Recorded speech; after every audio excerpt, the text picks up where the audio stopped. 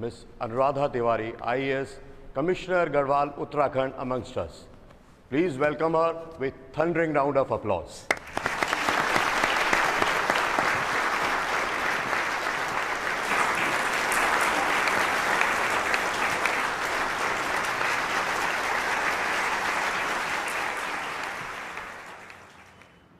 तो as commissioner of Garhwal Uttarakhand ये मेरी रिस्पॉन्सिबिलिटी है कि लॉ एंड ऑर्डर मेंटेन रहे।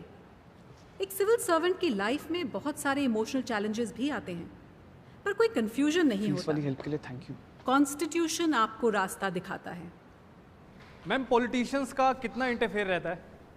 तुम्हारी मम्मी को पता है कि उनको वो अपना अल्जाइमर्स की काम बीमारी करते हैं और आप अपना, पर दोनों का मकसद एक ही होता है। मैम लास्ट अटेम्प्ट तक आते आते मोटिवेशन को कैसे हम आप रखें?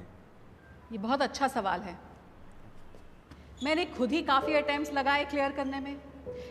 फियर और फ्रस्ट्रेशन इस जर्नी के फेलो पैसेंजर्स हैं और ये रहेंगे ही।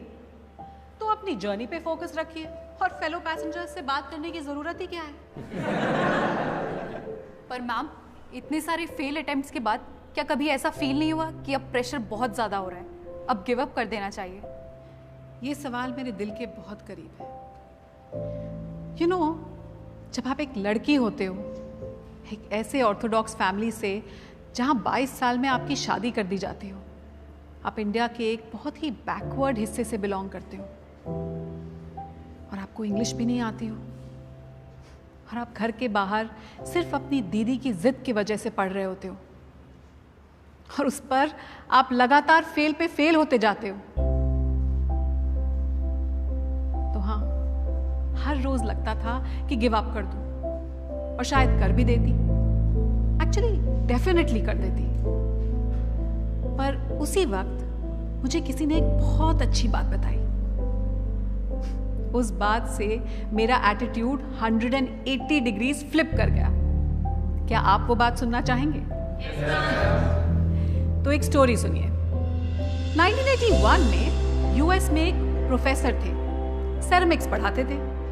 उन्होंने एक एक्सपेरिमेंट किया। अपनी क्लास को 2 ग्रुप्स में बांट दिया और 10 दिन का वक्त दिया।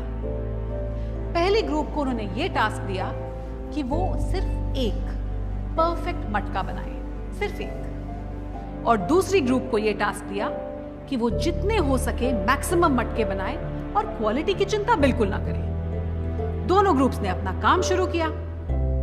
10 दिन बाद जब रिजल्ट्स आए तो खुद प्रोफेसर ही हैरान हो गए, क्योंकि दूसरे ग्रुप ने न केवल पहले ग्रुप से ज्यादा मटके बनाए, बल्कि हर मटका was better looking, was almost perfect। सब सोच रहे थे कि ये कैसे हो गया। आप जानते हो ये कैसे हुआ?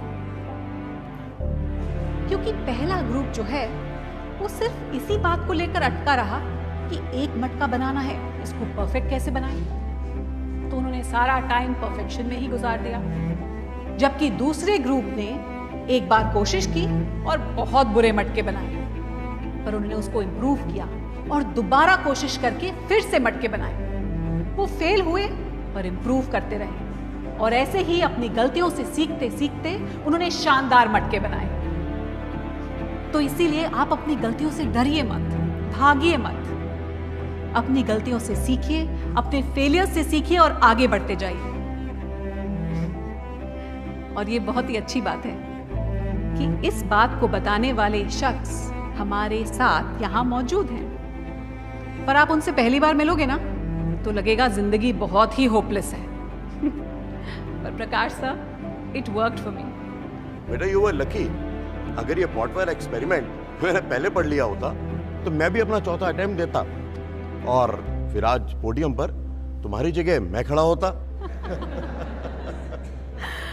पर इट्स ओके सर। जो फेल होता है ना, वही बता सकता है कि कहां गलतियां न करें। कभी कभी आपका सबसे खराब खिलाड़ी देश का सबसे अच्छा कोच बन जाता है। क्यों? एवरेज प्लेयर ही बोलते थे बेटा। तो आप सब डटे रहिए, फेलियर से मत भागिए, क्योंकि फेलियर ही आपको सिखाता है और